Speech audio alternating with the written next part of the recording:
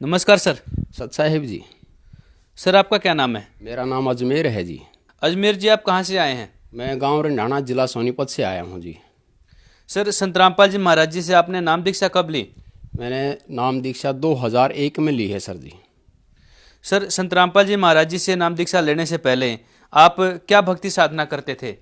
इससे पहले सर जी मैं अभी जो अपने गांव के अंदर एक शीतला माता का मंदिर है वहां जाया करता, और हमारे गांव के अंदर एक बाबा बिलायगिरी रहते हैं, मैं वहां जाया करता।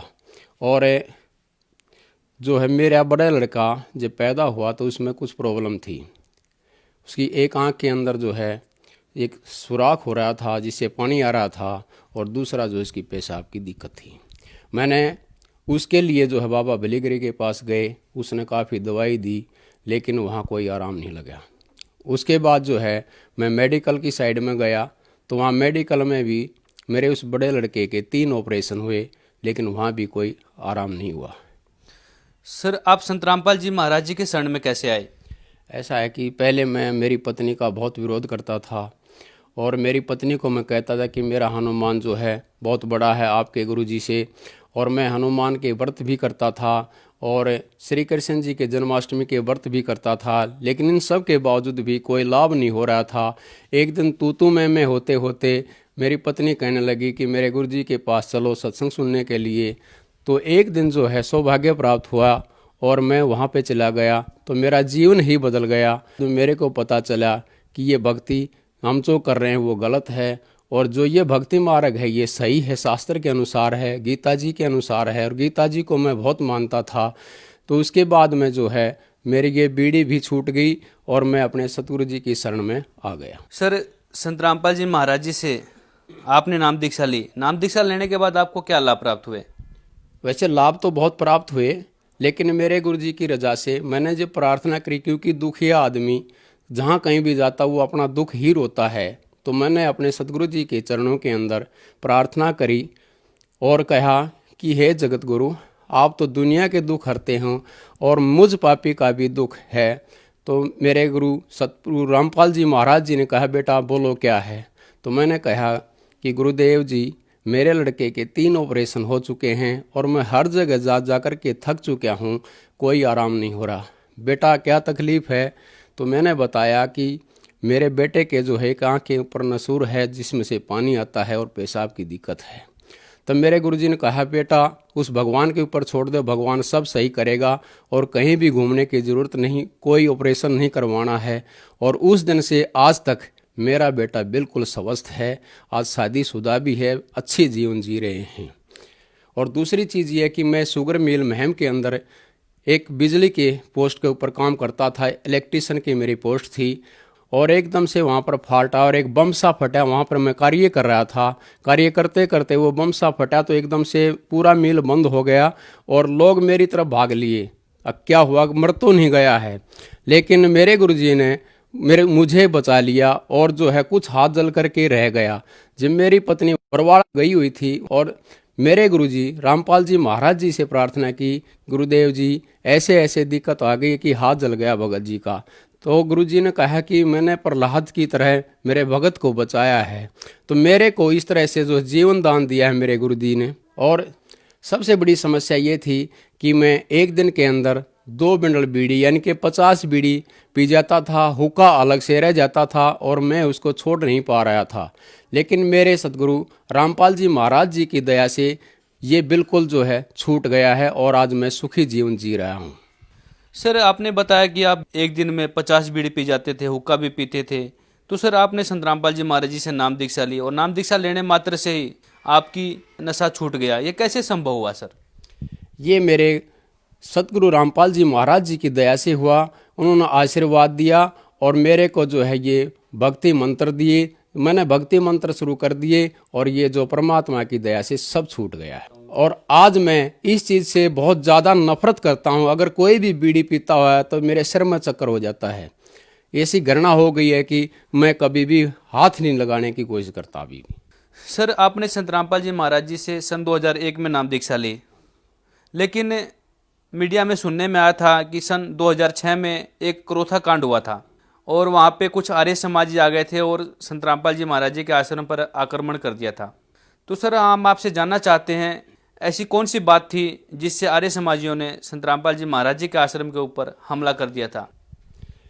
मेरे गुरु सदगुरु रामपाल जी महाराज जी एक तत्वदर्शी संत हैं। उन्होंने बहुत ही बढ़िया गीता का ज्ञान दिया है, वेदों का ज्ञान दिया है, और उसके अंदर क्या मेन उद्देश्य ये था कि जो सत्यार्थ प्रकाश लिखा है वो महर्षि दानंद जी द्वारा लिखा गया है, और उसमें वेद के विरुद्ध लिखा गया है, और उसमें कुछ अपना उनका अज्ञान भरा हुआ है। तो मेरे गुरुजी ने वो सत्यार्थ प्रकाश के बारे में बताया कि वेद के अंदर तो ऐसा लिखा है और इन्होंने ऐसा गलत लिखा है। सिर्फ ये इतनी सी बात थी, उन्होंने अपनी भाई तुम्हारी कितने बेइज्जती नहीं हो जाए, तो हमारा ज्ञान प्रचार रोकने के लिए जो संत रामपाल जी महाराज जी के विरुद्ध षड्यंत्र रचा, और षड्यंत्र के तहत उन्होंने जो आक्रमण करवाया। महर्षि दानंद जी ने जो सत्यार्थ प्रकाश के अंदर चतुर्थ समोल्लास के अंदर नियोग के बारे में लिखा है, जो बहुत ही गलत है, और उसके बारे में हमारे गुरुजी संत रामपाल जी महाराज जी ने संसार के सामने उजागर कर दिया।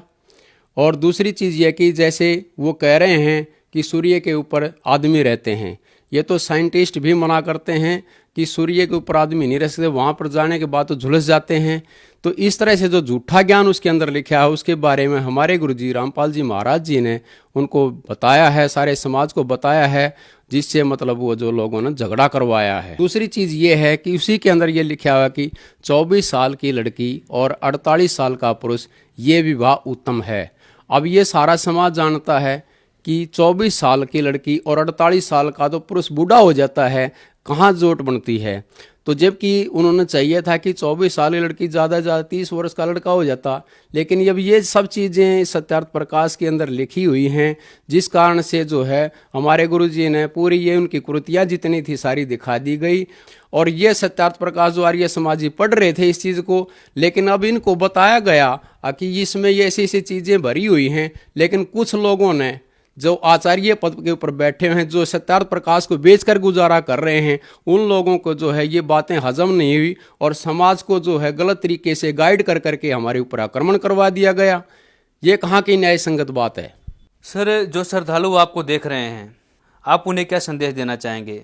ऐसा है, संदेश तो हमारे गुरुजी का है, लेकिन हमने जो उनसे ज्ञान प्राप्त किया है उसके आधार पर मैं सभी से प्रार्थना करता हूँ कि जो भी भगतजन या समाज देख रहा है, वो सभी से प्रार्थना है कि हमारे गुरुजी शास्त्र के अनुसार साधना बताते हैं, और सब दूध का दूध और पानी का पानी छाट देते हैं। तो अविलंब होकर के सभी संसार इस प्रोग्राम को देखे और जगत गुरु तत्वदर्शी संत रामपाल जी महाराज के चरणों में आकर के दीक्षा प्राप्त करके के लाभ उठाए। सर, एक बात बताइए, आप संत रामपाल जी महाराज जी से 17 साल से जुड़े हुए हैं, लेकिन आज के समय में संत रामपाल जी महाराज जेल में है, और जेल में होते हुए भी संत रामपाल जी महाराज जी की दिन प्रतिदिन लोकप्रियता बढ़ती जा रही है, उनसे श्रद्धालु जुड़ते जा रहे हैं। सर, इसके पीछे क्या कारण है? ऐसा है जी, जेल में जाना कोई गुनाह नहीं है, और संत रामपाल जी महाराज जी ने सच्चा ज्ञान प्रचार किया है, और वो सत्य के कारण ही जेल के अंदर हैं। और जेल के अंदर कौन नहीं गया? हमारे कबीर परमेश्वर आए थे, वो भी जेल के अंदर गए थे, और कृष्ण जी का जन्म भी जो जेल के अंदर ही हुआ था। और जैसे अभी रामचंद्र जी की अगर हम देखें भूमिका, तो रामचंद्र जी भी जेल में ही समझो, क्योंकि उसने पूरे भी जन्म जो है अपनी स्त्री को जो है अलग रहे, बच्चों से अलग रहे, और आखिर में जल समाधि लेनी पड़ी और वनवास काटा। तो पूरी जिंदगी सुखी नहीं, क्योंकि जो अपने बच्चों से और अपनी स्त्री से नहीं मिल सकता, उसका जीवन सुखी कभी नहीं हो सकता। और हमारे सदगुरु रामपाल जी महाराज जी ने ऐसा सच्चा ज्ञान दिया है कि लोकप्रियता बढ़ रही है, और ज़्यादा से ज़्यादा जो उनकी शरण में आ रहे हैं, क्योंकि ये सच्चाई का ज्ञान है और सच्चाई के प्रति जो जागरूक हो रहे हैं, और इस कारण से जो लोकप्रियता बढ़ रही है। सर, संत रामपाल जी महाराज जी से नाम दीक्षा कैसे ले सकते हैं? ऐसा है जी, कई चैनलों के ऊपर संत रामपाल जी महाराज जी का सत्संग आता है। उस चैनल के ऊपर एक पट्टी लिखी होती है, उसके ऊपर कुछ नंबरें दिए हुए हैं, उस नंबर से डायल कर करके संपर्क करो, और वहाँ से जो है पता चल जाएगा, नाम दीक्षा मिल जाएगी। धन्यवाद सर। साहिब।